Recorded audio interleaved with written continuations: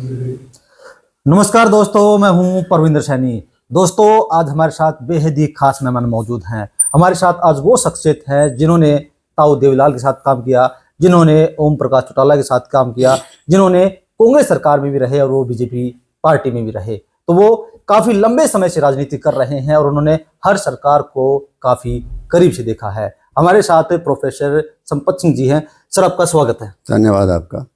मैं सर आपसे जानना चाहूंगा कि आपका लंबा तजुर्बा रहा राजनीति से। आपने ताऊ देवीलाल के साथ काम किया लंबे समय तक, आप मंत्री भी रहे। तो उस समय की और अगर हम आज की बात करते हैं तो राजनीति में कितना फर्क आया है? दिन और आसमान का अंतर आ गया, बहुत बड़ा अंतर आ गया। जिस तरह का आजकल हो रहा है, आजकल लोग राजनीति में कोई जन सेवा के लिए नहीं आते। जब चौधरी देवीलाल जी राजनीति में आए थे, वो समय था लोगों के हितों की लड़ाई लड़ने का, संघर्ष करने का और देश को आज़ाद करवाने का भी। क्योंकि देश आज़ाद होने से पहले तो वो बहुत बार जेलों में जा चुके थे और उसके बाद जो है उनको यही रहा कि देश की सेवा कैसे की जाए, लोगों की सेवा कैसे की जाए। तो प्रभुत्व तो एकदम कांग्रेस का हो ही गया था कि कांग्रेस की नाम से ही जो आंदोलन चला था और देश आज़ाद हो गया था। थोड़े दिनों में उनका कांग्रेस से पेट भर गया था क्योंकि उनको निराशा मिली। और वो एक बात कहा करते थे कि सर छोटूराम एक बार हमारे चौटाला गांव में आए थे क्या, तो हमने जो जेड़ियों में कपड़े डाल के इस तरह से और विरोध किया था, क्योंकि चौधरी देवीलाल जी कांग्रेस पार्टी में थे और उन्होंने जमींदारा लीग बना रखी थी। उनका विरोध किया। जब सर छोटूराम हमें कहते थे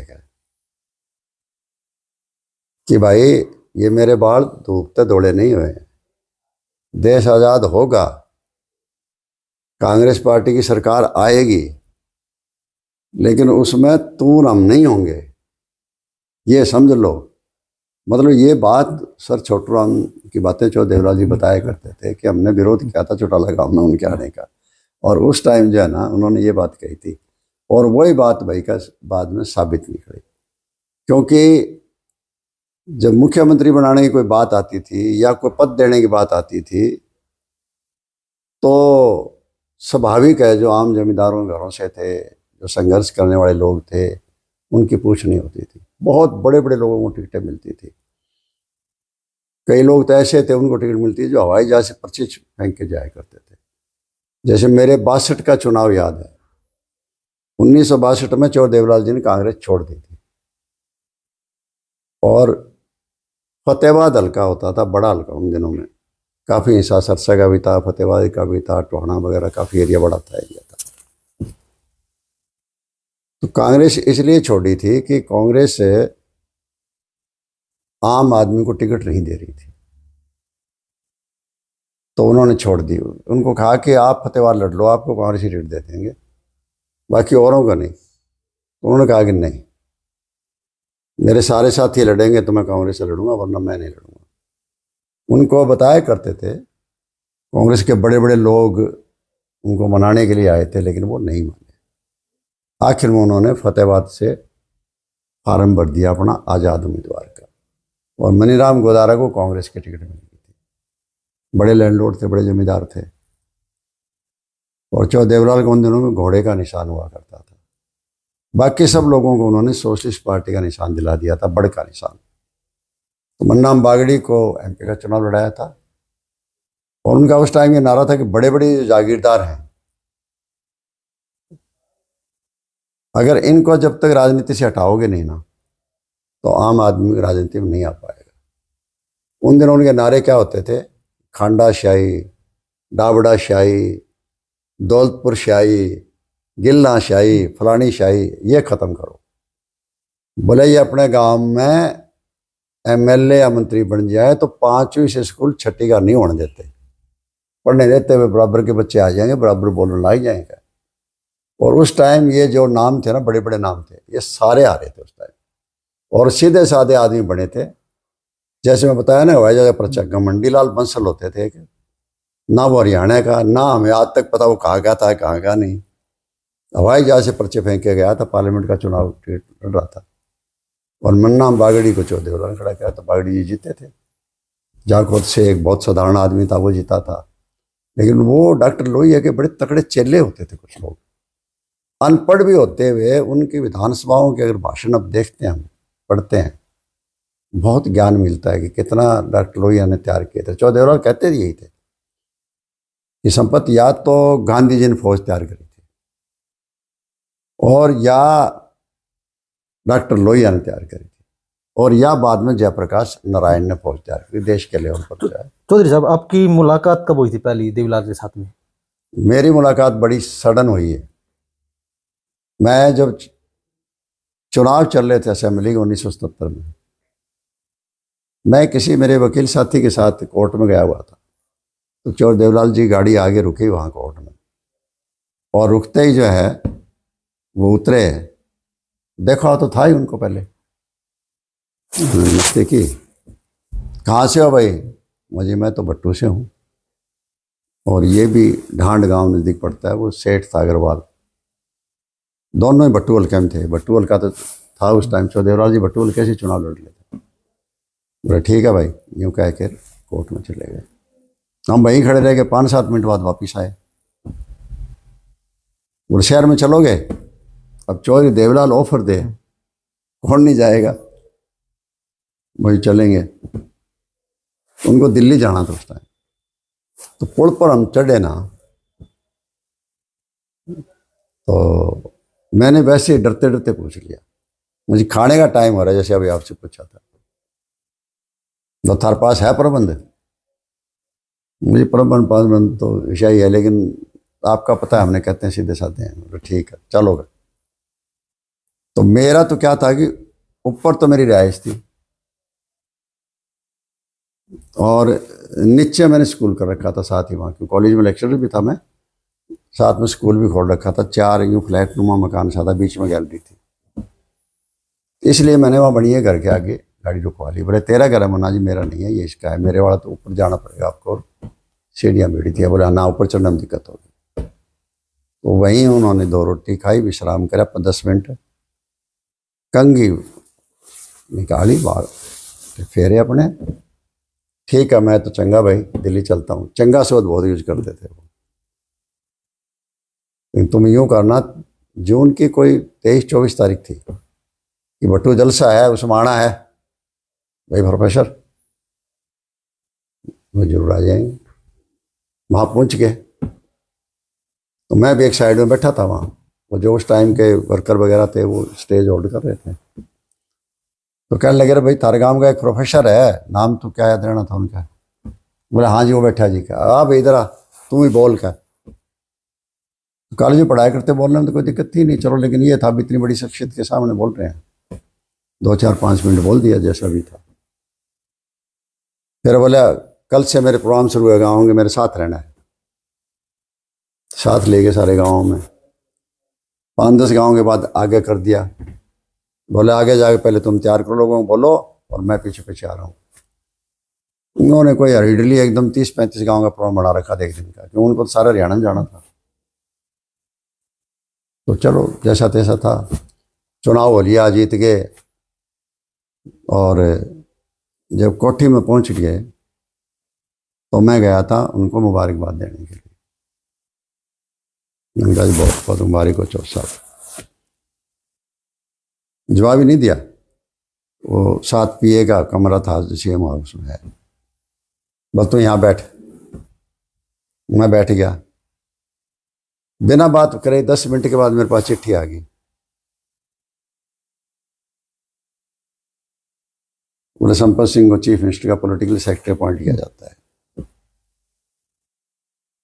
मैं एकदम भाग के गया, ड्राइवर में बैठे थे। मुझे चौसा भी क्या कर दिया, मैं तो इसके लिए नहीं आ रहा, मन नाम मैंने बेरा ही के काम है, क्या नहीं है,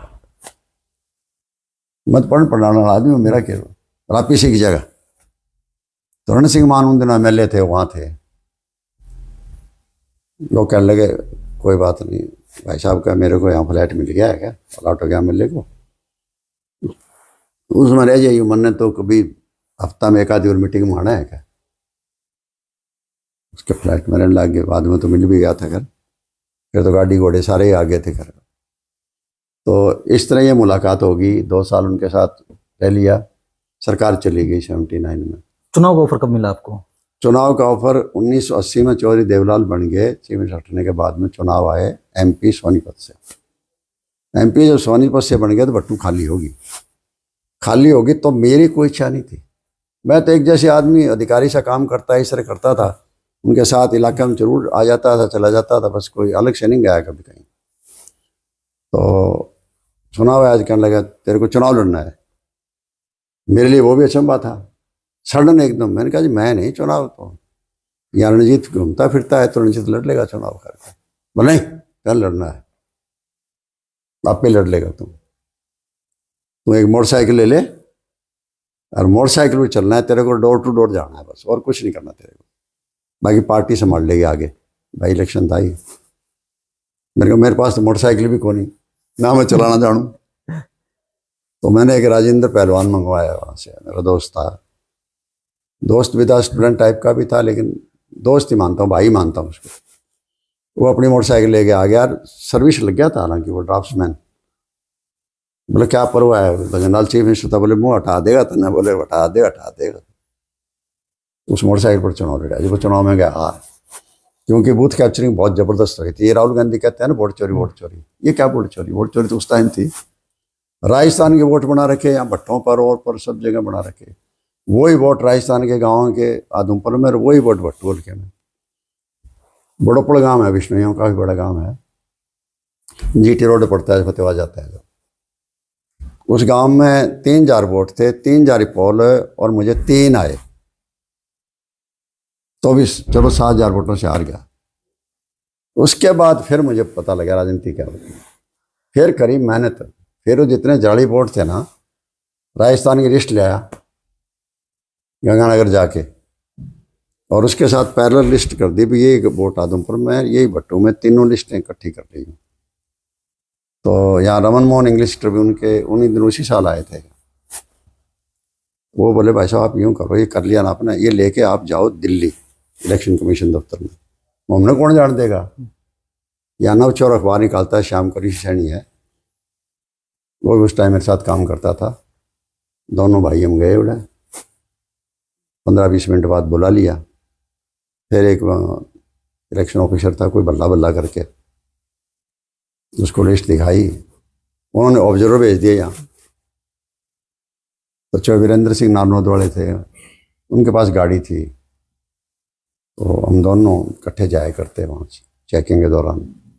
इधर से पंडित रामजीलाल जी जाया करते रहे, एक भजनलाल जी के दोस्त बने हुए थे, पार्टनर भी थे, पोकर भजना दुकान का नाम बोला करते, पोकर नाम था, वो दोनों जाया करते चेक के टाइम। तो वो सारे वोट तो थे ही नहीं वहाँ घर पर, तो वो सारे वोट काट लिए थे। उसके बाद फिर 82 में फिर आफत आई, जैसे इस बार आफत आई जो देवलाल के आदमियों के चौधरी चरण सिंह ने टिकट काट दी, जो नज़दीकी थे, मेरी भी काट दी, बाई इलेक्शन लड़ा काट दी। चौधरी देवलाल उनका खास, एक रोशनलाल तिवाड़ी थे कैथल के, वो काट दी। एक और था वो अपना राम सिंह था रादौर का, उसी काट दी, और घने लोग थे। उस वजह से फिर मैं चौसा पास गया, एक बागड़ी था बेचारा वाणी खेड़ेगा, उसकी काट दी रिजर्व का। गए सारे ही, मैं भी गया, तो चौसा बोले हाँ बता, मुझे लोग तो कहते हैं चुनाव लड़ो।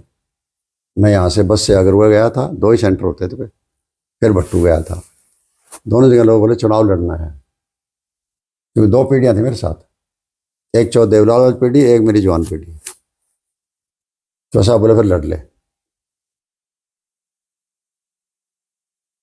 फिर मैं आ जाऊँगा तो मुझे वोट तो मैंने आपके नाम पूरी मांगने हैं, आप आ जाओगे तो लोगों को पता है भाई कोई दबाव में आ रहे हो, आप बोले ना दबाव में तो नहीं मानता किसी करके।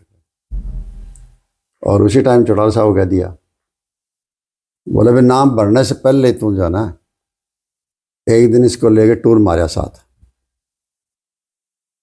आजाद की तैयारी तो कर ही ली थी, फटाफट वो हरियाली टूर सारे कर दिया, बोले भाई ये कैंडिडेट था। तो वो जिसको दी थी टिकट, वो उस टाइम कांग्रेस ही होती थी ज़्यादातर, इसलिए दी थी कि डॉक्टर स्वरूप सिंह जो थे ना, वो चरण सिंह रिश्तेदार थे, और डॉक्टर स्वरूप सिंह और चौबे बंसी लाल की अच्छी दोस्ती थी। तो चौबे बंसी लाल की आदमी होती थी, मेरी जगह भी मन्नाम गोदारा के दामाद को दी थी, चौबे बंसी लाल के आदमी थे ये, गोदारा जी तो बाद में होम मिनिस्टर रहे हैं ना। और महेंद्र प्रताप को दी थी बल, लोकदल की, लोकदल जीता है पहली बार 82 में, महेंद्र प्रताप है। इस तरह के लोगों को दी टिकटें दी थी। तो मेरे वाला कैंडिडेट था, हफ्ता में दफ्तर बंद करके भाग गया। और चुनाव प्रचार से ख़त्म होता था, उस दिन शाम को मीटिंग थी बिश्नोई गाँव, मेरी अच्छी मीटिंग थी, तो वहाँ में नाम गोदारा भी आ गए, बोले भाई हूँ भी संपत ने मदद दे दी है भाई, कैंडिडेट बिठा दियोगे। तो इस तरह में आज़ाद जीत गया।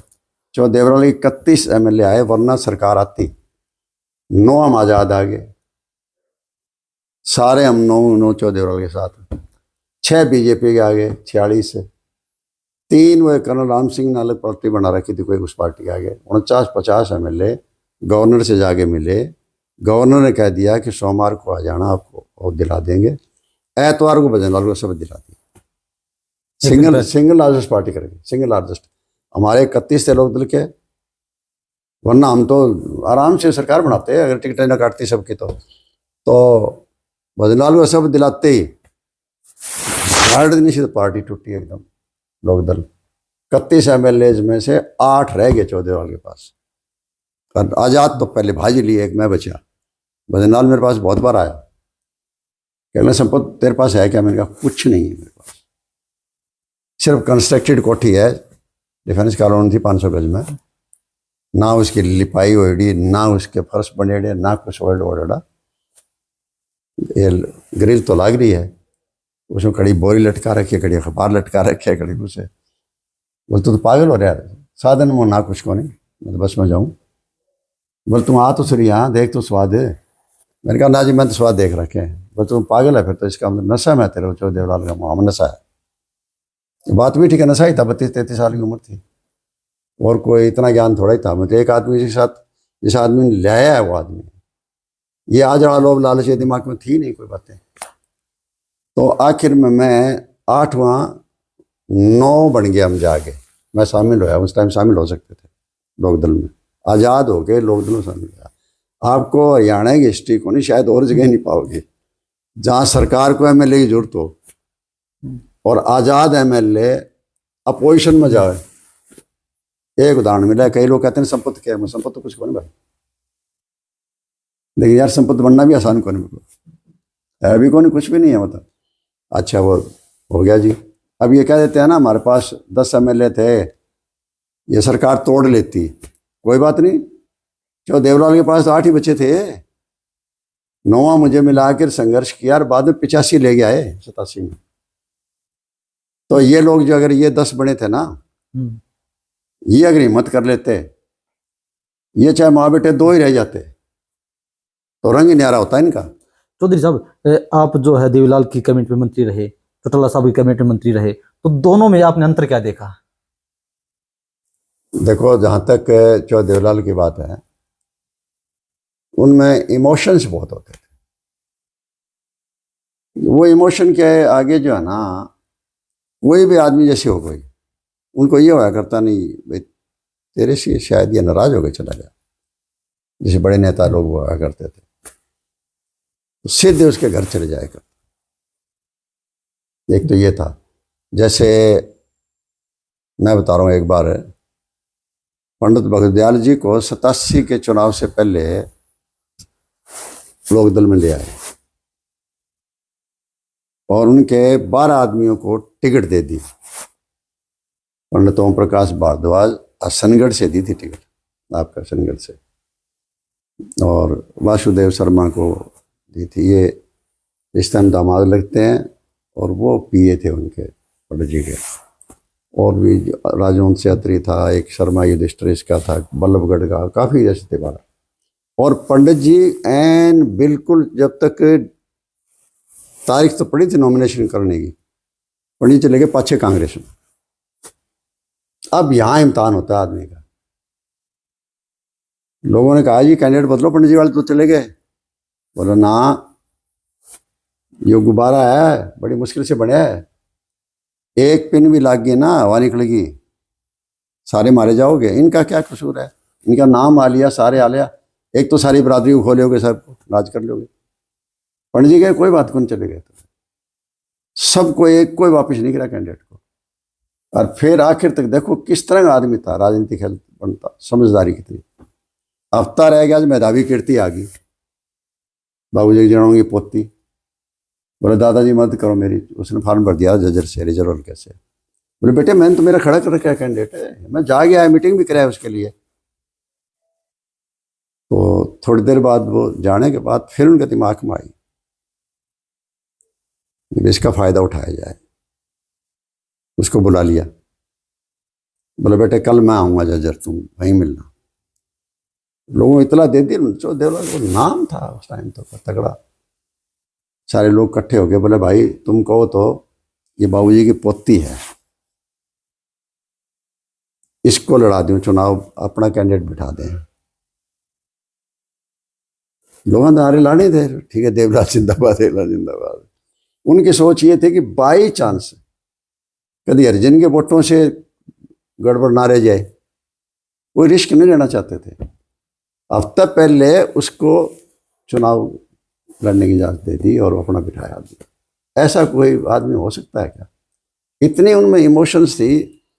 ये पंडित श्री राम शर्मा थे, जाट गजटियाँ निकाला करते थे, जाटों के खिलाफ निकाला करते थे, खाट पर पड़े रहा करते, बेचारे बुजुर्ग हो लिए थे। तो चौदेवलाल उसके जरूर जाया करते, लोग कहा करते रोते काले देश वाली बेल्ट ने पूरा ठोके कहा करते थे। बोले क्यों मृत शरीर का जाओ, सारे दिन तो गड़ काट डाई होगा।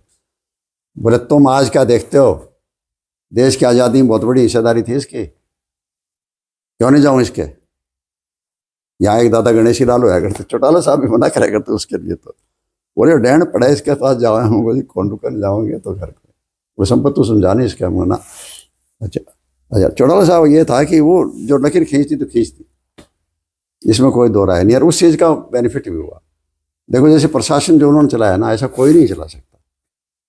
चौदेवलाल तो कई बार सरकार के टाइम कोई लोग कह दिया करते ना कि चौ साहब सरकार काम ठीक नहीं करी तो बदल दो अपनी सरकार को। बोले सरकार तो अपनी है, तो अपनी है तो क्या हो गया, ठीक आ जाएगी बाद में, बदलो।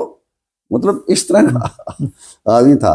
तो और वो उनकी एक अलग सोच थी। वो प्रशासन पर जो उस आदमी पकड़ती, और जो कह दिया सो कह दिया, जैसे अभय सिंह में कह दिया सो कह दिया।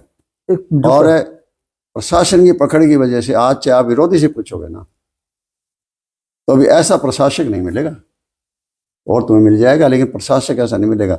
और चौथ देवलाल का क्या था, डाउन टू अर्थ। देखो उस आदमी की आपको बताता हूँ, जहाँ अब आपका वो बन रहा है क्या, एम्स बन रही है क्या, बाड़सा है ना, बाड़सा एम्स, तो फ्लड आ गए इधर होते कि झज्जर और नारनौल साइड में, और ये साहिबी नदी का और का पानी आ गया था यहाँ। तो उन दिनों पानी सूख गया था।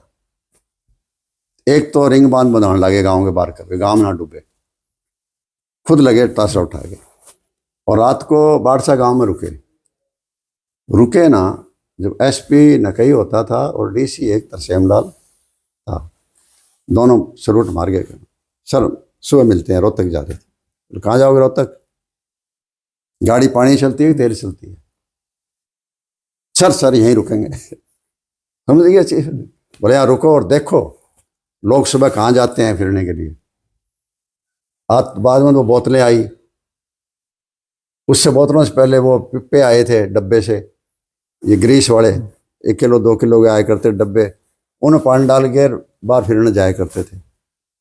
फिर तो बोतल आ गई, उसमें जाने लग गए थे। पानी कहाँ था बाहर फिरने का, अंदर तो लेटरिन उटरिन नहीं बनता। ये देखोगे इनका पता लगेगा गाँव में क्या हो रहा है।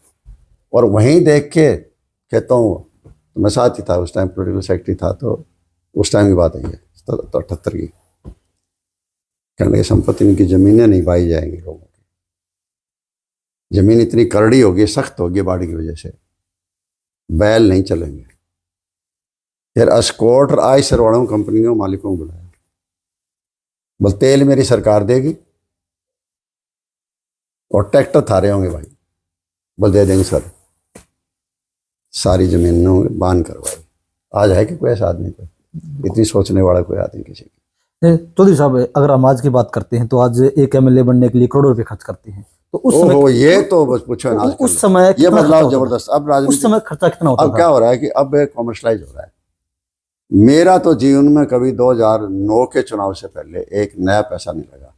इसमें बता दूं, चौधरी देवलाल जी की सोच थी कि संपत्ति चुनाव में कोई माड़ा डालता है तो माड़ा लो।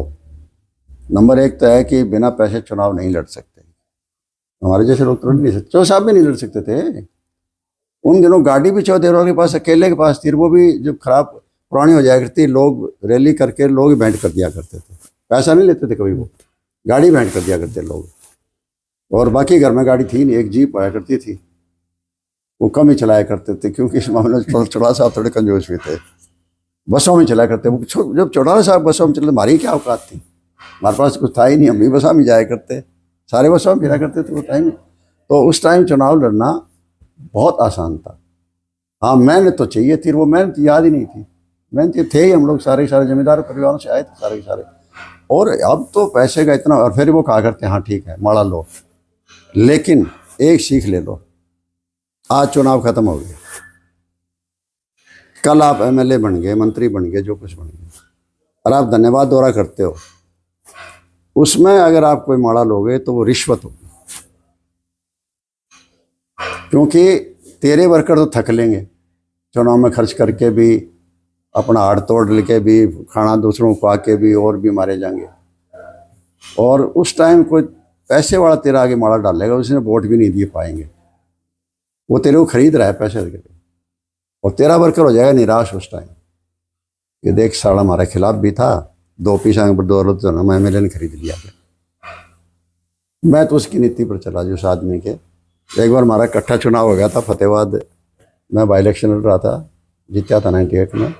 सुशील इंदौरा एमपी के लड़ रहे थे 98 में, जिसमें चौधरी लाल फिर रोहतक हार गए थे, और अजय वहाँ हार गया था, भिवानी हार गया था, हम जीते थे। तो जीतने के बाद हम गांव में गए, दोनों मेरे साथ गया वो, तो 2 माड़ा ले गया वहाँ लोग, मैं लोगों को गले में पॉपिस डाल दूँ, मैं चुनाव में तुमने इतना पैसा दे दिया यारो, मेरा एक कोड़ा नहीं लगा, वाकई में ईमानदारी से कोड़ा लगा भी नहीं। उल्टे का जो है ना, कहीं न कहीं 2-4 लाख बच जाया करते, ताकि 5 साल तक लोगों को आने जाने वाला रोटी पानी खिलाने का काम करा करता। मेरी चंडीगढ़ की कोठी के में, जब मैं होम मिनिस्टर था या जब बाद में मिनिस्टर था, कितने आदमी जाओ चाहे, उसको दाल रोटी जरूर मिलती थी।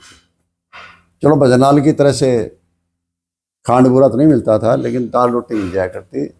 और ठहरने जितना पलंग थे या जो फट्टे थे वो थे ही थे, बाद में कोई पर्दे उतार के बिछा लिया करते, कोई कुछ कर, तो सीधे आदमी जाया करते उस टाइम घर, कोई वापिस आने का टाइम नहीं होता था इसका।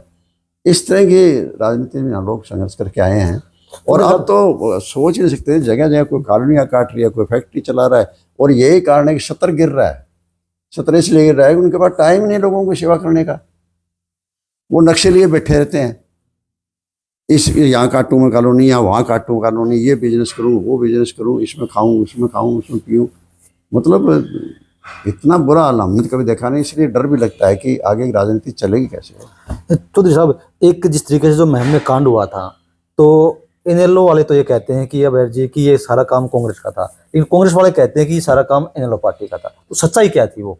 ऐसा मैं तो आपको, वो क्या था कि चुनाव तो लगभग ठीक हो गया था, 2-4 जगह चुटपुट, देखो बाई इलेक्शन है, तनाव तो आता ही है। और क्योंकि डांगी को चौधरी देवलाल जी ने पाला था, उन्होंने चेयरमैन बनाया था इसको, जैसे आजकल एचएससी बोलते हैं, उन दिनों रिक्रूटमेंट बोर्ड हुआ करता था, एसएसबी बोलते थे। तो उस बोर्ड का चेयरमैन बना रखा, तो सिलेक्शन जितनी भी ज़्यादा स्वाभाविक है, देखो चीफ मिनिस्टर तो मैक्सिमम महम की होती थी, वो खाते में डांगी डल जाती थी, यो लगा रहा है यो लगा रहा है, लगा तो वो क्या था, लगा तो चीफ मिनिस्टर रहते कर। और सारे देख रहे थे भाई, चलो मान लो चौटाला साहब थे तो रणजीत सिंह थे, तो कोशिश ये होती भी चौ साहब जहाँ से बने हैं, जिस इलाके ने बहुत संघर्ष किया है, उस इलाके लगाएं, उस आधार पर वो लोगों में पॉपुलर हो गया था। खैर कोई तो, लेकिन जब चुनाव हुआ तो मतलब एक समय तुल जाता है, लेकिन चौटाला साहब की जीत बहुत अच्छी जीत थी उस टाइम। तो इन्होंने क्या किया, इलेक्शन कमीशन को बेकाब बुकू गए, यहाँ झगड़ा हो गया, वहाँ झगड़ा हो गया, 7 बूथों पर दोबारा पोलिंग करा दी। रात को कोई 1-1:30 बजे फैसला हुआ। तो दोबारा पोलिंग में जो है ना, इनकी नीयत बदल गई थी डांगी वाला की। बिहार तो तुम रहे हो, अब तो दंगा फसाद करने में ही। अच्छा, लोग देखो, वो एरिया ऐसा है कि एक बार कोई बहका देगा ना तो फिर मरण मारने तैयार हो जाता है। तो काफ़ी फसाद हुए। अभय सिंह और रोगा कराने का तो मतलब ही नहीं कर कोई। अभय सिंह तो वहाँ था ही नहीं। यूँ कहते थे ना भाई, अभय सिंह को तो कपड़ा बदला गया, पुलिस वाला ले गया, पुराना ले गया। अभय सिंह वैसे गांव में गया ही नहीं था, जिक्र ये अभय सिंह ने चलाया था। बल्कि 2-3 वर्कर एजेंट के फार्म देने तो गए थे, क्योंकि दोबारा चुनाव हो रहा था इसलिए। और बाकी ये नहीं गया था। लोगों का ये आपस में जो इन्होंने भड़का के जाना, लोगों को लड़ा दिया, और उससे जो है ना वो चुनाव जो बाद में फिर पोस्टपोन हो गया था। और बाद में हुआ चुनाव दोबारा। तो मैं था गांव में, एक राजपूतों का है निडाना, ये निंदाने के आगे जाके है, राजपूतों का गांव है ये। नहीं, ये आपका है इस साइड में ही है। मैं वहाँ मीटिंग ले रहा था उस टाइम।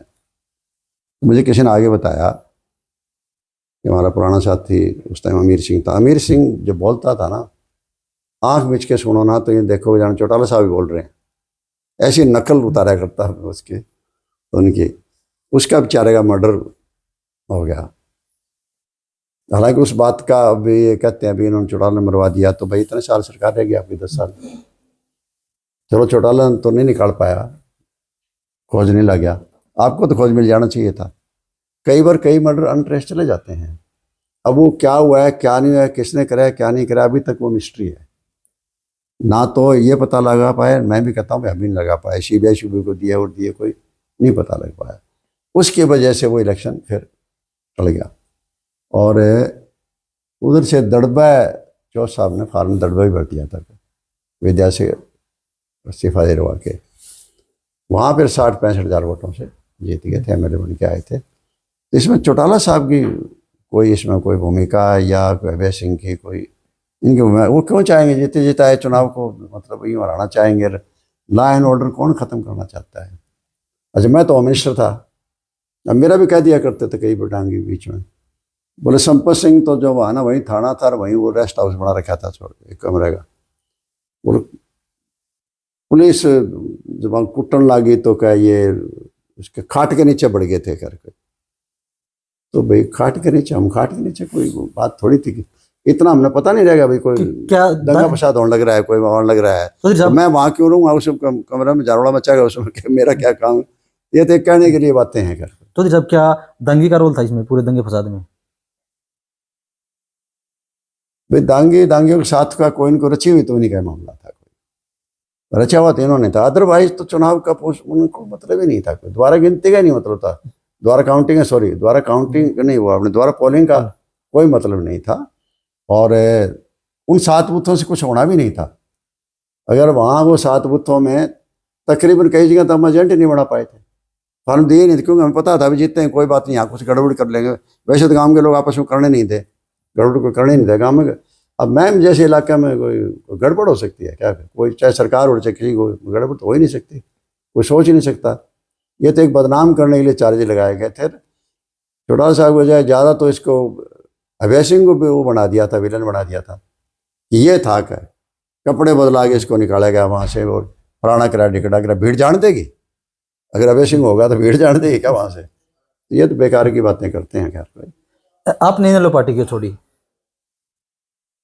वो अभय सिंह ने बता दिया था, मैं ज़्यादा नहीं बताना चाहता। जिस दिन मैंने ज्वाइन किया चंडीगढ़, उन्होंने कह दिया था। और क्या बताएं, वो उन दिनों चौटाला साहब के उसी की हरी पट्टी बंदी हुई थी आँख के, तो और वो 2008-18 में खुल भी गई, अपने सामने देख लिया उन्होंने। कारण तो उस तरह के बने थे, क्योंकि 2009 का चुनाव जो था ना पार्लियामेंट का, एक चुनाव ऐसा था जो मैं जीत रहा था, बाकी 9 में हम हार रहे थे। कांग्रेस जीत रही थी, और यहाँ कांग्रेस का कैंडिडेट था ये जयप्रकाश, ये 3rd नंबर पर था। मेरा और भजनलाल का मुकाबला था।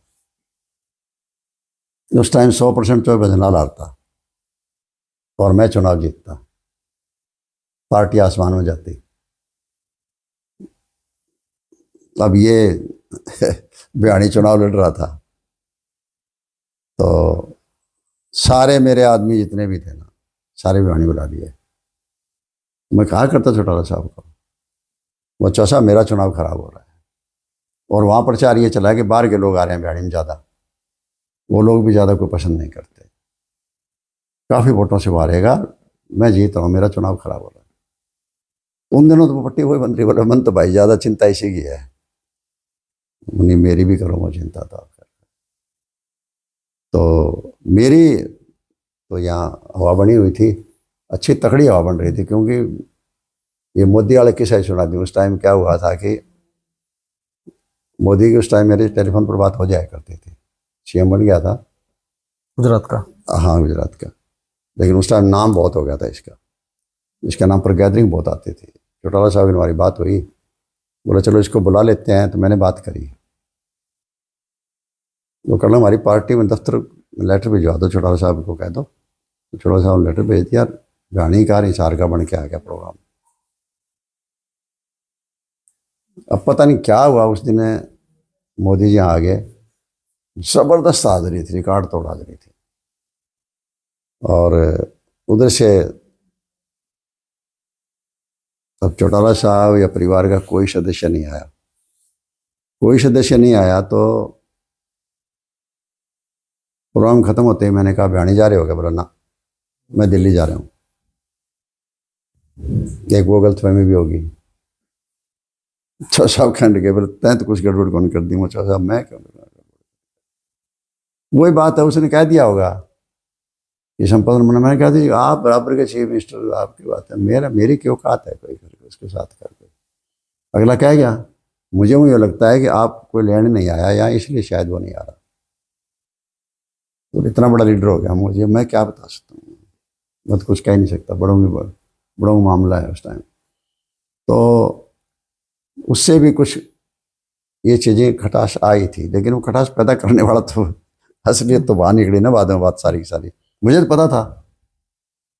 अभय सिंह ने तो लास्ट में एक ट्राई करी थी, बोले एक बार मिल लो चौ साहब से। मैंने कहा मिल लूँगा। बोले आप हरियाणा मोनू रुके हो तो मैं हरियाणा मोनू रोटी खाने आऊँ या आप फार्म पर आओगे मेरे? हरियाणा मोनू कंटिन्यू किसी खाना है, मैं वहीं आ जाऊँगा, लेकिन मैं तेरे गाड़ी लेना जा, मैंने मेरा को फार्म पर कर दिल्ली में घूमेड़ा को नहीं। फिर मैं वहाँ चले के खाना खुना खा के फिर चौड़ा साहब से मिलने आए। उस टाइम तक उनका बस वही पट्टी थी, तो मैंने कहा बात भैया वैसे ही बने, तो वहाँ से फिर अलग होना पड़ गया। और आप उस टाइम में अखबार उठा के देख लो चाहे, मेरी आंखों में उस दिन इतने आंसू थे जिस दिन मैं छोड़ी पार्टी। जैसे मेरे से जैसे छोरियाँ जो है ना घर छोड़ के जाती थी ना पहले, उससे फालतू मेरा रोना हो गया था उस टाइम। और वो दिन मेरे लिए भी और पार्टी के लिए, दोनों के लिए बहुत ख़राब दिन था। उसके बाद पार्टी भी कमज़ोर हुई, मैं भी कमज़ोर हुआ। तो इसलिए अब जो है ना, जब चौटाला साहब का जो अंतिम सांस लिया उन्होंने, उसके बाद मेरे दिमाग में उसी दिन इमोशंस भर गए थे। और फिर यहाँ जब वो अस्थि कलश आया तो अभय सिंह का टेलीफोन आया, बोला जी आदित्य और उन्होंने बेटा आएगा क्या अर्जुन, तो अस्थि कलश आपने संभालना है। मैंने कहा भाई मैं ही संभालूंगा, घर का आदमी तो मैं ही हूँ यहाँ। तो उससे फिर भावना मेरी बनती गई। फिर बाद में चौ साहब की जयंती आई तो मेरे पास आए थे, उन्होंने भी कह दिया था किसी मीडिया वाले को कि संपत सिंह आएंगे। बोला हम बुलाएंगे तो जरूर आएंगे। बोला बुलाओगे? बोले सोचेंगे। फिर मेरे पूछने लगे, वो जाऊंगा अभी, बुलाएंगे तो आए थे यहाँ। और बोला आपको आना है? मैं जरूर आऊँगा। तो गया मैं वहाँ, और बाद में मन तो उस टाइम बन ही गया था मेरा उनके, जब उन्होंने आखिरी सांस लिया उसके बाद है मेरे मन में भावनात्मक रिलेशन थे, क्योंकि पारिवारिक रिलेशन थे ना, इतने साल साथ रहे हैं। चलो उन्होंने चाहे कुछ हम कुछ कह दिया और कर दिया हो, लेकिन हमारी तो कभी आपस में अनबन तो कोई हो ही नहीं ना। बड़े थे, कह दिया करते, चलो ठीक है।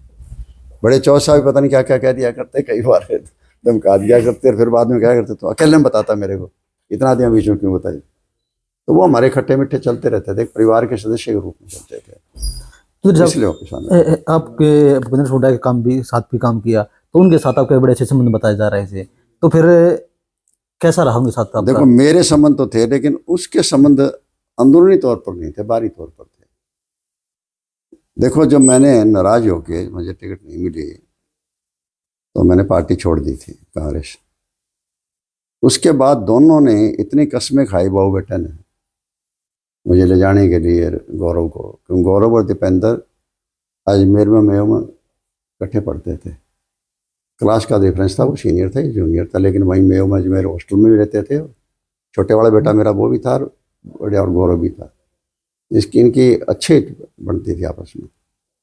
तो ये बोला नहीं अंकल, मैं इस बार तो गौरव को लड़ाऊंगा। एक बार यूथ का प्रधान का चुनाव लड़ रहा था स्टेट का, आखिरी टाइम इसका नाम विद्रा करा दिया था। बोले जी वो विद्रा नहीं कराता तो मेरी गलती थी, 19 में आपको ना मिलती तो गौरव को मिल जाती यूथ के प्रधान के नाते स्टेट का। इस बार मैं गौरव को बढ़ाऊंगा, छोड़ो उसको बढ़ा देना, कोई बात कौन। इधर से हुड्डा साहब ये वो खैर, बस बाद में जिस तरह का सौदा चला ना, तो अच्छा नहीं चला। बहुत पैसे का बहुत रोल हुआ इस बार, बहुत रोल हुआ, इतना घमंड का, पैसे का और का। हमारा कैंडिडेट जो यहाँ खड़ा हुआ था, क्या बताऊंगा उसको, इतनी कांग्रेस की हवा थी और फिर भी हार गया।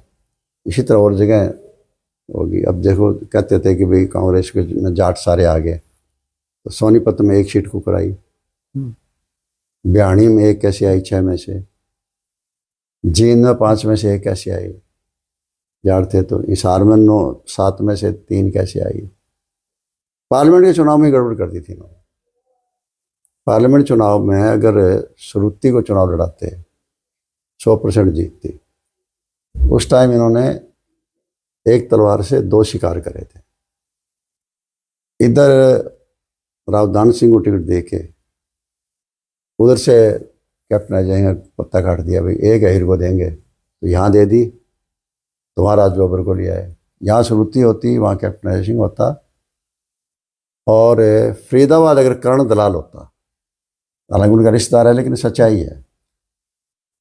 उस टाइम में जाट का रस्सी का गठजोड़ 100% था, और दूसरी जातियां भी जोश देके फिर लग रही थी साथ। लेकिन वहां खड़ा कर दिया महेंद्र प्रताप को, गुज्जर के सामने गुज्जर, एक गुज्जर जो 3 बार मंत्री रह लिया बीजेपी का, तो और वोट बैंक भी बीजेपी का गुज्जर ज़्यादा था। और वहाँ उस महेंद्र प्रताप को खड़ा कर दिया जो 10 साल से चुनाव अपने बेटे को लड़ा रहा था, खुद नहीं लड़ रहा था, मतलब लोगों के सामने चेहरा ही नहीं बन पाया। तो 3 सीटें ये खोई और चौथी प्लेट में डाल के दे दी करनाल वाली। उस टाइम अगर पंडित जी को लड़ाते हैं ना, कुलदीप शर्मा को, तो सीट वो पढ़ते हुए बहुत साल तक रही है। इसके पिताजी बहुत बार रहे हैं, ID स्वामी भी रहे हैं, बीजेपी से भी रहे हैं। तो वो लड़ते हैं ना, तो खट्टर भी हार सकता था। एक खट्टर पंजाबी बिरादरी से और 10 साल CM रह लिया, उसके सामने एक साधारण बच्चा आप खड़ा कर दोगे, कैसे देंगे वोट लोग। इस तरह वो खुला मैदान छोड़ दिया, उसके CM कर लिए थे। तो इस तरह की बातें जो हुई है ना, ये ना एक एक का पत्ता काटने के लिए, उस पत्ता काटने में आज जितने लोग बीजेपी में कौन है, वो कांग्रेस के हैं। और कांग्रेस में जो लोग थे वो कौन है, वो लोकदल के थे। अब लोकदल की वापसी होने लग रही है, तो मुझे तो ये लगता है कि कांग्रेस में तो बीजेपी वाले आओगे नहीं वापस।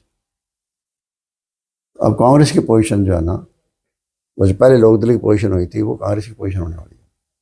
क्योंकि लोकदल के लोग तो अब धीरे धीरे रिटर्न करने लग रहे हैं, वापस करने लग रहे हैं, टाइम पड़ा है। दूसरा, एक पार्टी को लोग मानते हैं संघर्ष वाली है, लोग डरते हैं कि रोज प्रोग्राम में जाना पड़ेगा, संघर्ष करना पड़ेगा, सड़कों पर आना पड़ेगा। और कांग्रेस और बीजेपी मौज की राजनीति करे, इसलिए लोग थोड़े से आजकल ज़्यादा आराम परस्त हो गए हैं, वो टाइम देख रहे हैं।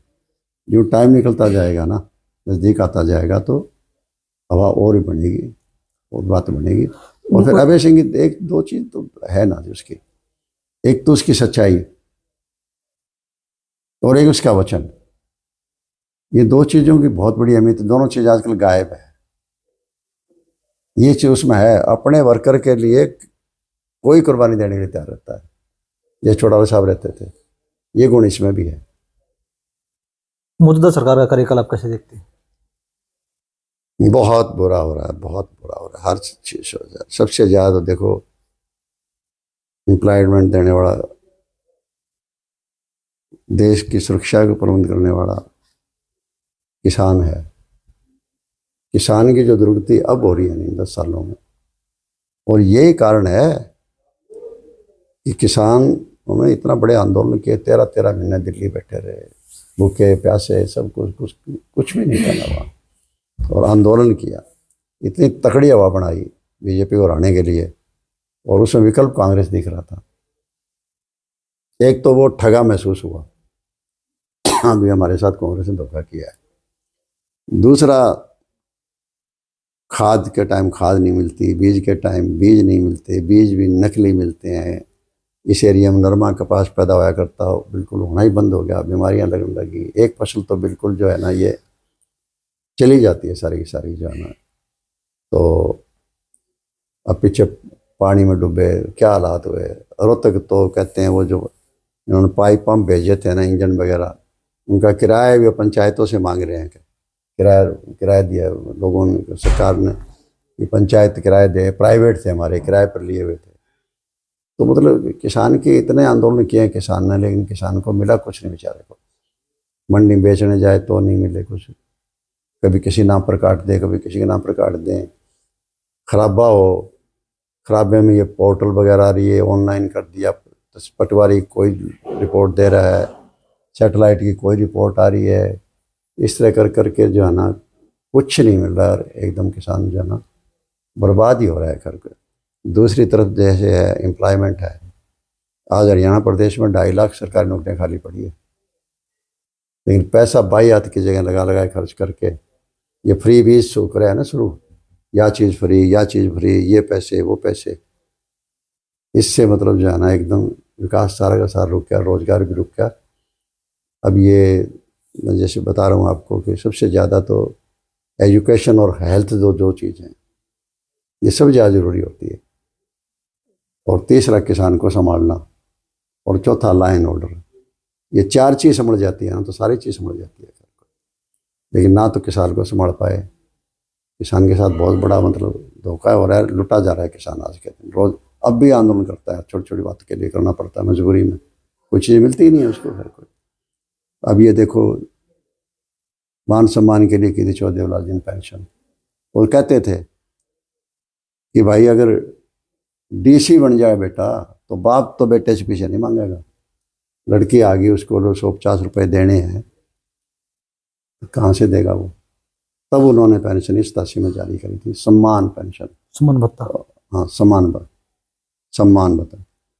अब ये सम्मान वाला थोड़ा छोटा तो अपमान कर रहे हैं, ठोकर खा रहे हैं बेचारे लोग, उनकी पेंशनें काट रहे हैं। मतलब सबकी कहा तो ये था हम 200 रुपये बढ़ाएंगे, नवंबर का जिक्र किया था 1 नवंबर से, एक नया पैसा तो बढ़ाया नहीं, पैसा बढ़ाया नहीं, संख्या घटाने लग रहे हैं घर पे।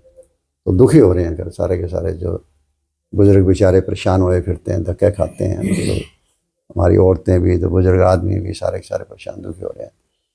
इसी तरह से बेरोजगार लड़के हैं, इंटरव्यू के लिए बुला लेंगे और तुम्हारे एलिजिबिलिटी कंडीशन नहीं पूरी करी, 35% मार्क्स नहीं आए, PhD होल्डर हैं, गोल्ड मेडलिस्ट है, यूनिवर्सिटी टॉपर हैं, उन बच्चों की सिलेक्शन नहीं हो रही।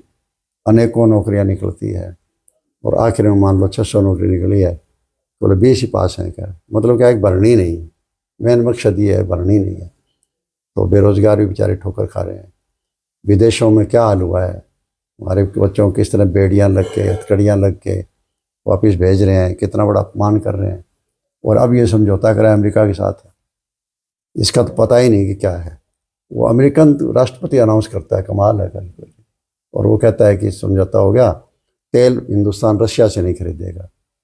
क्यों नहीं खरीदेगा, सस्ता मिलेगा तो ऐसे खरीदेंगे।